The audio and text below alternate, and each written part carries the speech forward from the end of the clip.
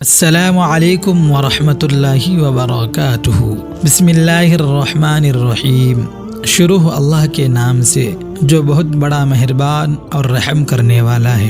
میرے پیارے ناظرین، آج کا قصہ حضرت عیسیٰ علیہ السلام کا معجزہ اور ایک بدبخت عورت کی نافرمانی کی کہانی۔ کہا جاتا ہے کہ بنی اسرائیل میں ایک شخص تھا جس کی بیوی نہایت حسین تھی، جس پر وہ اسرائیلی فریفتہ تھا۔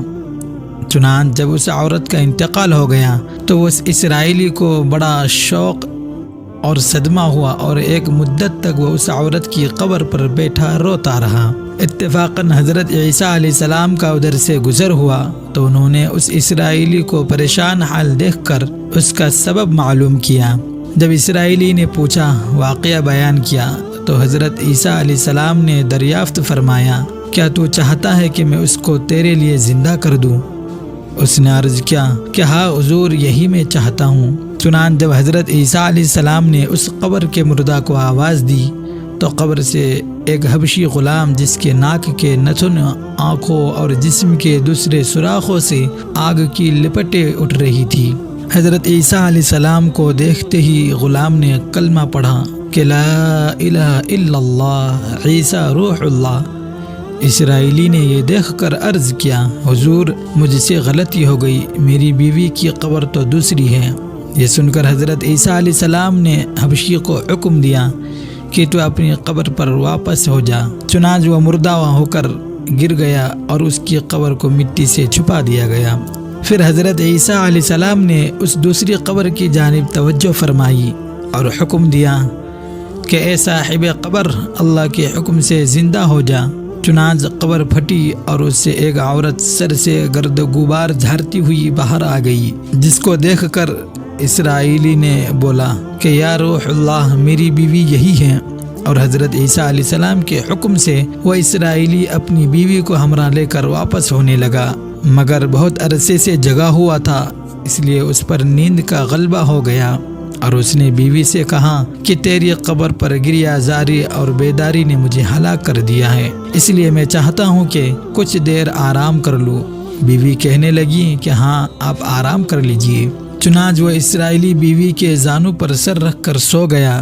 اتنے میں ایک گھوڑے پر سوار ایک شہزادے کا ادھر سے گزر ہوا، جو اپنے زمانے کا ایک حسین تھا، جس کو دیکھ کر شہزادی از خود فریفتہ ہو گئی اور اس کا دل قابو میں نہ رہا۔ اس نے شوہر کا سر زانوں سے نیچے رکھا اور محبت و عشق سے مجبور ہو کر شہزادے کے سامنے جا کھڑی ہوئی۔ ادھر جیسے ہی شہزادی کی نظر اس پر پڑی، وہ بھی اس کو دیکھ کر اس پر فریفتہ ہو گیا اور عورت کی خواہش پر اس کو اپنے گھوڑے پر بٹھا کر لے گیا۔ چنانچہ اس کے شوہر نے بیدار ہو کر جب اپنی بیوی کو نہ پایا، نہایت پریشان ہوا اور اس کے ملنے کی تدبیر سوچنے لگے۔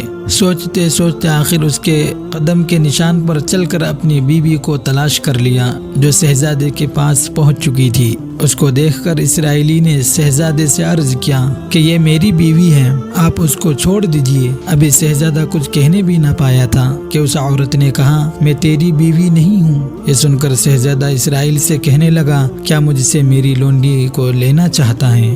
اس نے کہا، خدا کی قسم، یہ میری بیوی ہے، جس کو میرے سردار حضرت عیسیٰ علیہ السلام نے مرنے کے بعد میرے لیے زندہ کیا ہے۔ ابھی یہ گفتگو ہوئی رہی تھی کہ اتفاقاً حضرت عیسیٰ علیہ السلام بھی وہاں تشریف لے آئے، جن کو دیکھ کر اسرائیلی کہنے لگا، یا روح اللہ، کیا یہ میری وہ بیوی نہیں ہے جس کو آپ نے میرے لیے زندہ کیا ہے؟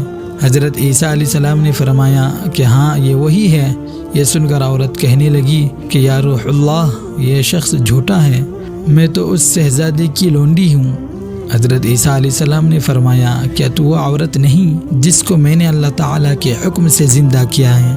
عورت کہنے لگی، یا روح اللہ، بخدا میں وہ نہیں ہوں۔ اس کے بعد حضرت عیسیٰ علیہ السلام نے فرمایا، جو جان خدا کے حکم سے میں نے تجھے دی ہے، اس کو واپس کر دے۔ یہ سنتے ہی وہ عورت پھر مردہ ہو کر گر پڑی، اور حضرت عیسیٰ علیہ السلام فرمانے لگے کہ جو شخص ایسے آدمی کو دیکھنا چاہے جو کافر مرا تھا اور زندہ ہو کر ایمان لایا، تو اس حبشی غلام کو دیکھ لے جو پھر ایمان کی حالت میں مرا ہے، اور جو کوئی ایسے شخص کو دیکھنا چاہے جو مومن مرا تھا، پھر اللہ نے اس کو زندہ کیا اور وہ کافر ہو کر حالت کفر میں مر گیا، تو وہ اس عورت کو دیکھ لے۔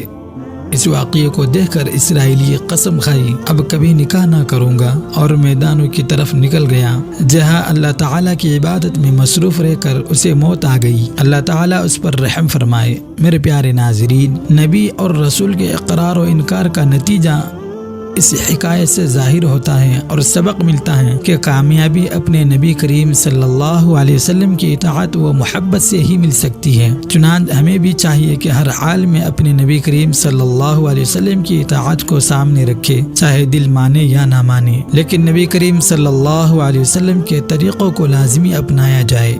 اللہ تعالیٰ اس واقعے سے سبق حاصل کر کے عمل کرنے کی توفیق عطا فرمائے، آمین یا رب العالمین۔ میرے پیارے ناظرین، اللہ تعالیٰ سے دعا ہے کہ ہم سب کو سبق حاصل کرنے کی اور نبی پاک صلی اللہ علیہ وسلم کے طریقوں پر چلنے کی توفیق عطا فرمائے۔ میرے پیارے ناظرین، اگر ویڈیو اچھی لگے تو اپنے دوستوں، رشتہ داروں اور اپنے یاروں کو ضرور شیئر کر دیجیے ثواب کی نیت سے۔ اللہ تعالیٰ سب کو سلامت رکھے۔ پھر ملتے ایک نئے ویڈیو کے ساتھ، تب تک اللہ حافظ، دعا میں یاد۔